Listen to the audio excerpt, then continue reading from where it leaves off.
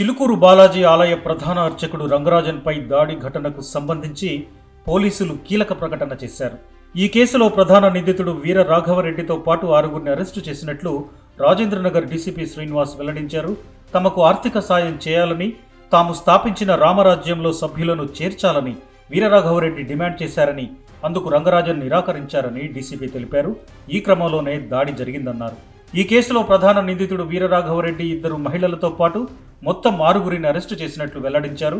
నిందితులు ఖమ్మం, నిజామాబాద్కు చెందినవారని వెల్లడించారు. వీరరాఘవరెడ్డి 2022లో రామరాజ్యాన్ని స్థాపించాడని సామాజిక మాధ్యమాల్లో పోస్టులు పెడుతూ ప్రచారం చేసుకుంటున్నట్లు తెలిపారు.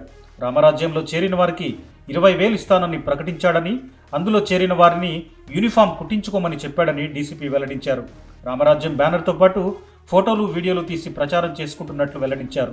ఈ నెల 7వ తేదీన 25 మందితో కలిసి వీరరాఘవరెడ్డి చిలుకూరు ప్రధాన అర్చకుడు రంగరాజన్ వద్దకు వచ్చి ఆర్థిక సాయం అడిగి ఆ తర్వాత దాడి చేసినట్లు డీసీపీ వెల్లడించారు. ప్రస్తుతం మణికొండలో ఉంటున్న వీరరాఘవరెడ్డిది తూర్పుగోదావరి జిల్లా అనపర్తి మండలం కొప్పవరం గ్రామం. రంగరాజన్పై దాడి ఘటన తెలుగు రాష్ట్రాల్లో సంచలనం రేపింది.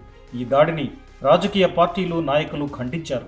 ఈ దాడి ఘటనపై ముఖ్యమంత్రి రేవంత్ రెడ్డి కూడా స్పందించారు. తెలంగాణ సీఎం రేవంత్ రెడ్డి చిలుకూరు బాలాజీ ఆలయ ప్రధాన అర్చకుడు రంగరాజన్కు ఫోన్ చేసి పరామర్శించారు. దాడి చేసిన వారిపై కఠిన చర్యలు తీసుకోవాలని ఆయన పోలీసులను ఆదేశించారు. చిలుకూరు బాలాజీ ఆలయ ప్రధాన అర్చకుడు రంగరాజన్ మీద దాడి ఘటనపై కేంద్ర మంత్రి కిషన్ రెడ్డి స్పందించారు. అర్చకుడిపై దాడిని ఆయన తీవ్రంగా ఖండించారు. ఇది కేవలం ఒక వ్యక్తిపై జరిగిన దాడి మాత్రమే కాకుండా సనాతన ధర్మంపై జరిగిన దాడిగా భావించాలని ఆయన అన్నారు. భారతీయ జనతా పార్టీ రంగరాజన్కు అన్ని రకాలుగా అండగా ఉంటుందని హామీ ఇచ్చారు.